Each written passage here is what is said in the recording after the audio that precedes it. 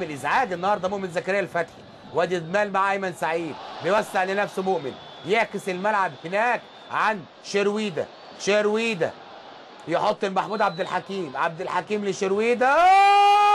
مؤمن زكريا يا نهار ابيض، الهدف الثاني مؤمن زكريا، خطأ دفاعي قاتل، لكن المصري استحوذ، المصري ماسك وسط الملعب. بنقول بالشوط الاول مؤمن زكريا يضع الثاني للنادي المصري البورسعيدي في الدقيقه 84 ولاهي ب 10 لعيبه.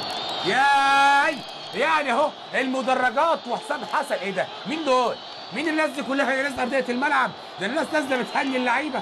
ومؤمن زكريا زي ما ضيع 4 فرص من فرصتين، حط المصري البورسعيدي في المقدمه. مش ممكن يكون ملعب كره قدم يا جماعه، فرقه جابت جون على ارضها الجمهور بينزل يحتفل مع الفرقه.